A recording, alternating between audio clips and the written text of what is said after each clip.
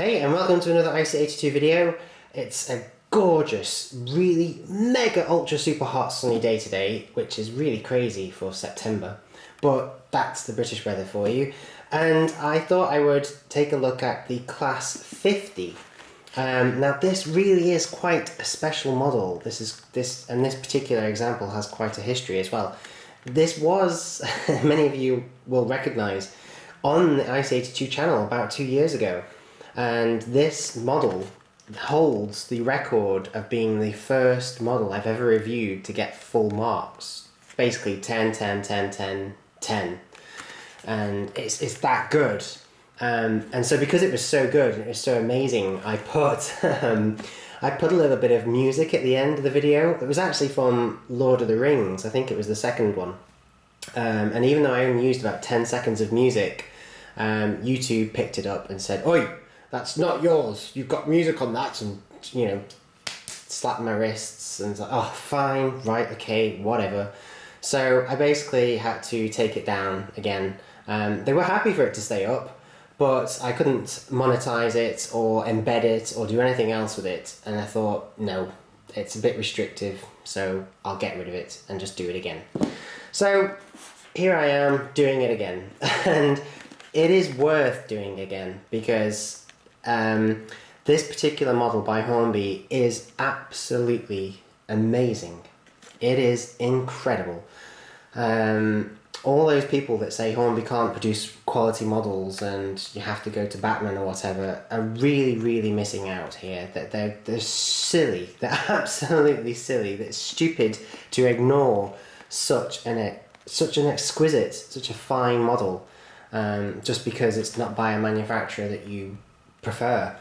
This is amazing, and as I say, it was the first model, not just the first diesel or the first locomotive, but it was the first thing I've ever opened and reviewed to get full marks. It is of course a Class 50, you can tell that by just looking at it, and there's the 50 there. It says super detail, and in the past we've been a little bit dubious about that, haven't we? Remember the Caledonian single wheeler? That said super detail as well, which was definitely false advertising. But this is super detail. In this case, it's correct, it's accurate. And if we turn it around and on, you can see that it's a Network Southeast NSE. It's a Coco, which is the wheel arrangement, and it is a Class 50. This particular example is called Dauntless, and it's number 48. So it was towards the last of the production line then, basically, because only 50 of the Class 50s were built. They were built by the Vulcan Foundry, I think, Newton the Willows, and they were built for use on the West Coast Main Line. Yeah, that's right. So I'm going to have to get another one, aren't I? I mean, I live just seconds from the West Coast Main Line, and I've got a Class 50 in Network Southeast. How about that for logic? I'm going to have to get another one. I'm going to have to get a BR Blue one or something, aren't I? But yes, they were basically built to take over from Crewe, right up to Carlisle and beyond, working the West Coast Main Line passenger express trains, because until it was electrified, you had to use these. But then, of course, they did electrify the West Coast Main Line, and these weren't needed anymore. So they were transferred to the Western region. Paddington, I think, London stations right across down into the Western region. So at least they still had a good life, and thankfully loads made it into preservation as well. Loads and loads. They were all built in the late 60s. This particular example was painted in Network Southeast livery in the 80s, I think, mid to late 80s. Top speed of 100 miles an hour, and they were nicknamed Hoovers or Vacs because of some sort of air intake or inertial filter or something that they had. But they proved to be unreliable, so they got rid of them. But the name stuck. They were still nicknamed Hoovers and Vacs. I just prefer to call them Class 50s. But anyway, enough of the history. Let's open this box and see what you get inside.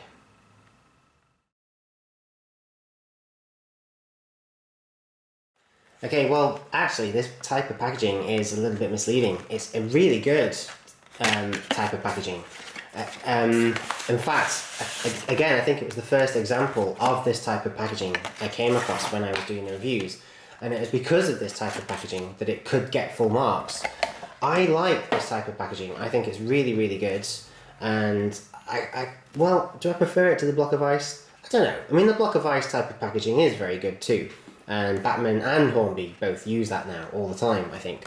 But this represents like a sort of midway point between the rubbish, totally rubbish polystyrene packaging and the Ace block of ice type packaging that they have now. And I really like it because it's a split box, it's a split chassis. There you go. All you do is take off these ends like this. Oh, a little bit tight, there we go. And then you take off this like front cover, and basically what you do at this point is you just lift that off. And it allows you to get such a nice, quick and easy, safe access to the model inside. And it just lifts right out like that. And, oh, is she heavy. Whoa. Now, I can't remember if there was any detailing that came with it. If there was, I've already added that or put it into my little detailing kit. But what you do get are these couplers, and they're NEM. They are NEM couplers. They are small, slimline, tension lock couplings, and they are NEM, which is brilliant, and it doesn't stop there. Oh no. If I just take off the tissue paper, which hasn't actually been too badly shredded by the cat, that's not too bad. You'll see that the pockets are just on the ends there, and I'll have a look at those in a second. But yeah, the first thing you notice is the weight. The weight of this model is, well, it's up there. I mean, the Hawker Siddeley Kestrel I think is the heaviest I've ever opened, but this is close. If not heavier, I don't know, it's really hard to tell. But yeah, this is one incredibly heavy model. I'm just going to go get a drink, and then we'll take a look at it in closer detail.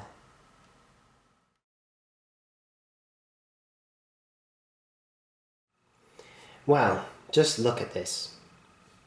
Just look at this. Look at that detail. It's absolutely, just kind of get rid of that bit of fluff. It's absolutely incredible. It's jam-packed with detail. It's almost falling off, there's that much. Oops, the buffer was a little bit skew-whiffed. You've got proper window wipers as well, look at that. Proper little window wipers. Again, they don't actually move, they're not motorised or anything, but they're not part of the moulding, they're not part of the window or anything silly, which is really good. Now, in my original review, I talked about the livery and how it's absolutely spot on and perfect. I have to admit though, I'm not a Network Southeast expert, and that's probably because I'm in the Northwest. But somebody did point out in the comments that it's not perfect and that actually it's a little bit inaccurate. I can't comment on that, I don't know whether it is or not. There's a chance, of course, that it's not absolutely spot on and that it's not perfect, but it's good. It's really good. It's good enough. It's good enough for me, and I'm really, really happy with it. I suppose if you were really determined, you could always repaint it and get it just perfect. And if it is that it's not quite perfect, and you ask yourself, well, why did Hornby not get it perfect? I don't know. I'm not them. I really don't know. You need to ask them. But to me, it looks absolutely stunning, really, really nice, and I'm more than happy with it. As I say, everything else about the model more than makes up for anything that lets it down, and if delivery not being 100% accurate and only 99% accurate is what lets it down, then that's not too bad really. Something I have got to point out at this stage are its couplings. They are loco mounted. Look at that. That is a NEM pocket, people. A NEM pocket that is loco mounted. That's incredible. Absolutely amazing. Whenever Hornby don't do this and they mount it to the bogies, oh, the amount of slack they get for that, the amount of people that, flack, not slack, the amount of people that criticise that and go, whoa, whoa, whoa, whoa, whoa, you know, it's unprecedented. But here we have a gorgeous model by Hornby with really, really amazing NEM couplings mounted to the locomotive itself, and it's spring-loaded as well. It's just exquisite. The bogies are, well, I was going to say I don't think they're all-wheel drive, But actually, they are. I think they are. I think they might just be. There's a centrally mounted motor here with twin flywheels, twin connecting rods, going right down to both bogies, and I can't find a free wheel anywhere. I mean, I might be wrong.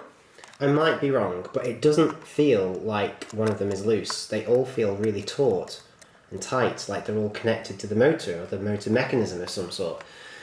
So that really is amazing, because in real life this model is Coco, which means that each axle is driven. So there's electric motors on each axle, and it seems as if the model recreates that perfectly, with each axle being driven. Stunning, absolutely stunning. If we just take a quick look at the roof of this unit, you can see that there's a beautiful mesh grille here and a fan underneath. That fan rotates, it spins. It genuinely does spin. That's what we're talking about here. That's the level of detail and quality we are talking about with this model. It's just out of this world. It's almost in a class of its own.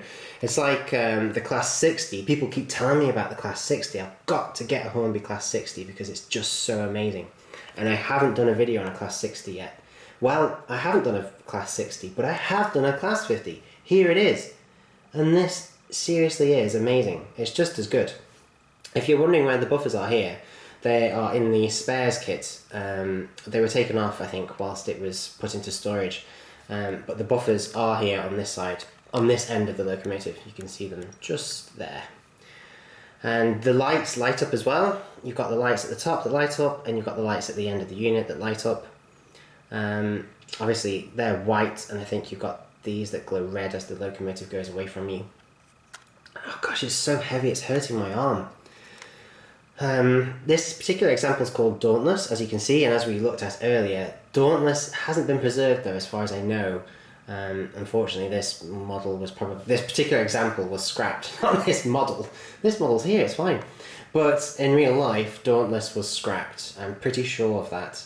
I've checked out the list of preserved Class 50s, and Dauntless isn't there, so it doesn't look like she survived. But loads did, which is good. There's loads and loads of Class 50s all over the country, so it's dead easy to go and see one, and I do recommend it. I mean, just look at that. What a beast. 100 miles an hour, a really, really powerful engine. Yet they still had to double head them on the West Coast Main Line for reliability and power because of Shap Summit, you know, and how steep that hill was and everything. They still had to double head them. Amazing. You wouldn't think that they'd need to, but apparently they did. So there we have the Class 50 in detail. It's just outstanding. Everything about it, the riveting, the livery, the roof, the underframe detail, the bogies, the ends, the buffers, the fan. It's just incredible, and I want to show you how well it runs.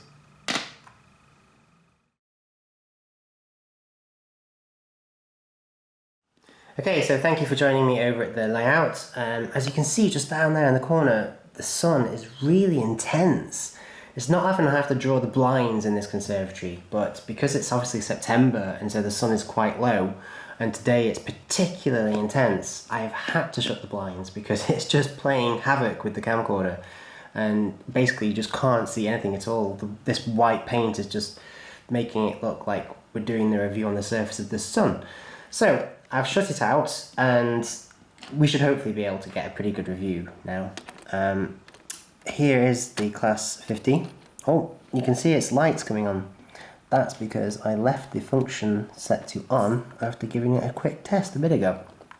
If I just press function on the controller, you can see them go off. And then if I press function again, there they go on again. So they've got you've got sort of yellow lights, yellowish lights at the top, with a really bright white light in the middle there. If I just push it down the line a little bit, there we go. And then when you swap direction, if I do that now, yeah, you can't see it very clearly because it's so sunny today, but basically those glow red, and they do a really good job as well, much better than the Class 37s I've seen in the past. So that's really nice. Now if we get it to go that way again. Now this particular unit is DCC fitted. Well, it's a DCC ready model. Oops, look, here we go. There we go, DCC ready. And it has been fitted with a chip. There's an 8-pin Hornby DCC chip inside there, which just slots right into the little socket and makes it digital. And it was given the number 22. Well, it's operating on 22 at the moment. You might ask, well, why not give it the number 50 or the number 48? Well, because I've got a steam locomotive that ends in the number 50, and I've got another diesel locomotive that ends in the number 48. So that system doesn't work. If you've got 5 locos, it might, but I've got hundreds, so it doesn't work. Instead, I have all the steam down one end, and then the diesels in the middle, and the electrics up at the top end. And trust me, it works. I'm fine with it, okay? I can live with it. I can cope. You have to find whatever works for you, don't you? And this works for me. So she's 22 at the moment. She's already set up and good to go. Let's give her a little wiggle, and I want to show you how amazing the motor inside this model is. Look at this.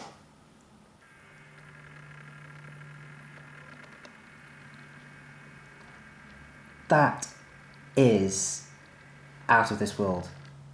It's so smooth, yet so powerful. Even at like 2 revolutions per minute, you can just tell that she's got the strength to move, well, to move pretty much every other item of rolling stock I've got. That's how strong she is. If I get her to come back towards the camera, watch this.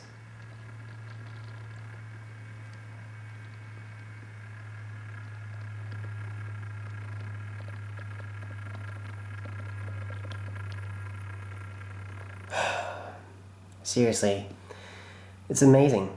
It is. I mean, and what really helps is that this was a bargain. I got this from S&J Models years ago, and I think it was only £50. Yeah, I think £50 was paid, which is definitely a bargain for such an incredible model. Right, I'll open her up and let's get her going around the loop. I won't go too fast. I won't be unrealistic or anything. But let's just get her rolling around the layout so that you can see just how smooth and good she is. Take it away, Dauntless.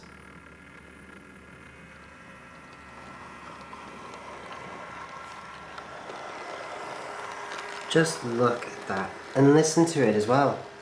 You can just hear this really, really gentle humming coming from the motor.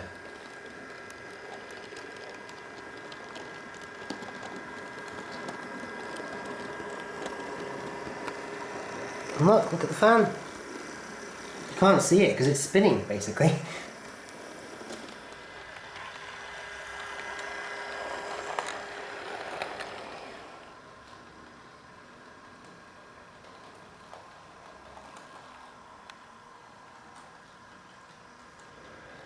Okay, so here she comes over the level crossing. Just look at this.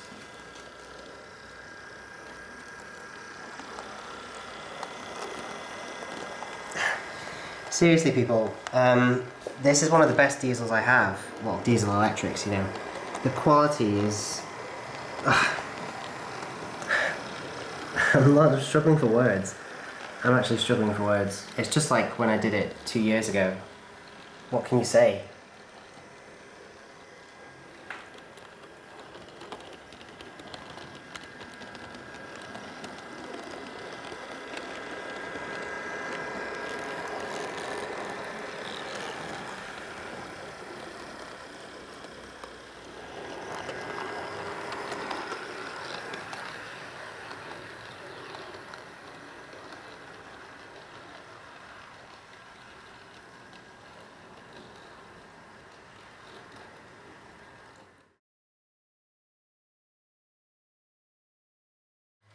Okay, so here she comes. You can hear that she is a little bit squeaky. She's a little bit groany. I think she needs a bit of a service. She needs some drops of oil. But then she's been in storage for pretty much 2 years and basically hasn't done any running at all. Hence why she's a little bit creaky and a little bit groany. So yeah, she needs a bit of drop of oil and some TLC. Let's just get her to back up a little bit. Oh yeah. It's amazing. And I have some Network Southeast coaches as well. I think I've got 4 or 5 of them. Some weathered, some not weathered. And obviously they'll go with this Class 50 perfectly. The only thing I do want to do is, I can't wait to get a new DCC controller. I've got 2 of these selects, and they're great. They're a great starter DCC controller, but they're very basic, and you can't alter CCV values. I think they're called CCV values. So basically, her top speed, I can't change, I can't alter it, and at the moment it's quite unrealistically slow. As I say, in real life they can do 100 miles an hour, and my model can only do a scale 40 or 50, really. But the reason I haven't got a new DCC controller yet is because the new layout just simply isn't ready for one. So there's no point in buying one until you're absolutely ready and you're at that stage. I think it's going to be a Gauge Master one, but, well, we'll see. And once I do get one, I'll change her CCV values and make her much quicker. But I'm going to end the video with a shot of her flying past the level crossing with some Network Southeast coaches, and I'm going to leave you to form your own conclusion.